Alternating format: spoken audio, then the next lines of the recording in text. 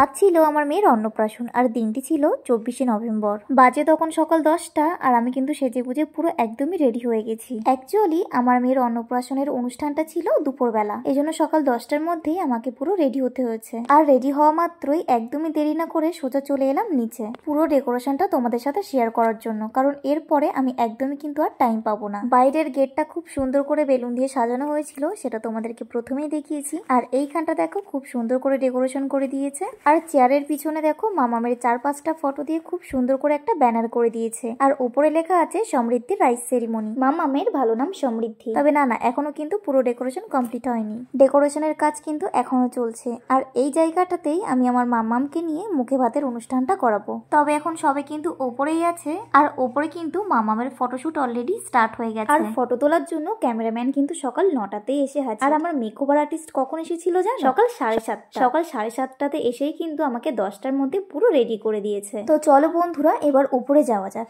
এই জায়গাগুলো খুব একটা ডেকোরেশন করেনি, শুধুমাত্র সিঁড়িগুলোর সাইড দিয়ে কিন্তু 3টে করে বেলুন লাগিয়ে দিয়েছে। তো চলে এলাম এবার দোতলায়। আর এই ঘরগুলোতে কিন্তু কোনো রকম ডেকোরেশন করেনি। তো ওই ঘরটাতে বসেছিল আমার বোন, মেশো আর আমার জামাইবাবু। আর আমাদের এই পাশের ঘরে চলছে মামামের ফটোশুট। তো চলো এবার ছাদের দিকে যাওয়া যাক। তো এখানেও কিন্তু সেম, এই সিঁড়িগুলোতেও ঠিক তাই 3টে করে বেলুন কাছাকাছি কিন্তু লাগিয়ে দিয়েছে। আর কালারফুল ছিল বেলুনগুলো, খুবই সুন্দর লাগছিল দেখতে। তো বন্ধুরা চলে এলাম এবার ছাদে। আর ছাদে কিন্তু সবই রেডি, টেবিল চেয়ার সবই পাতা কিন্তু একদমই কমপ্লিট হয়ে গেছে। শুধুমাত্র আমন্ত্রিতরাই এসে এখনো পৌঁছায়। আর ওই যে দূরে শুভ অন্নপ্রাশন লেখা একটা বোর্ড দেখতে পেলে, ওটা কিন্তু আমার মাসির মেয়ে তুতুল বানিয়ে নিয়ে এসেছে। ওর হাতের কাজ কিন্তু ভীষণই ভালো। তো এখানে খাবারও কিন্তু আসা স্টার্ট করে দিয়েছে, বেশিরভাগটাই চলে এসেছে, বাকিটা কিন্তু আস্তে আস্তে আসছে। তবে রান্না কিন্তু এখানে হয়নি, রান্না ওরা বাড়ি থেকে করেই নিয়ে এসেছিল। শুধুমাত্র ডিমের টেবিলটা গরম গরম ভাজার জন্য ওরা একটা এক্সট্রা গ্যাস সিলিন্ডার কিন্তু নিয়ে এসেছিল।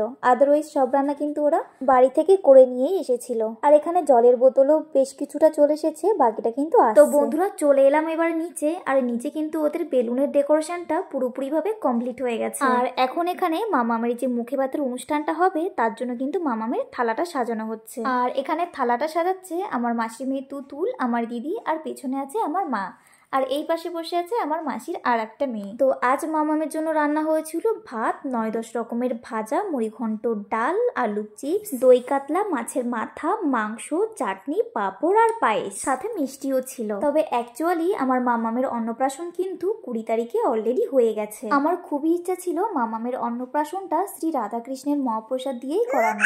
আর যেমন ভাবা তেমন কাজ, সত্যি সেদিন ভীষণই ভালোভাবে মামামের অন্নপ্রাশনটা হয়েছিল রাধাকৃষ্ণের মন্দিরে। আর মামামকে প্রসাদ খাইছিল মামামের মামা। আর ওইখানকার ঠাকুর মশাই মামামের জন্য মাটির একটা থালায় করে খুব সুন্দর করে রাধাকৃষ্ণের মহাপ্রসাদ সাজিয়ে দিয়েছিলেন। তো ভীষণই ভালোভাবে সেদিন মামামের অন্নপ্রাশনটা শ্রী রাধাকৃষ্ণের মন্দিরে কমপ্লিট হয়েছিল। তো অনুষ্ঠানটা আমরা ফেলেছিলাম 24 তারিখ সানডেতে। অ্যাকচুয়ালি সানডেতেই সবার ছুটি থাকে, বিশেষ করে জয়ের অফিসও সানডেতেই ছুটি থাকে। এই জন্য আমরা রবিবারটাই বেছে নিয়েছিলাম, যাতে করে আমার মাম্মামকে সবাই এসে আশীর্বাদ করতে পারে। এর পরের ভিডিওগুলো নিয়ে দেখা হচ্ছে পরের ব্লগে।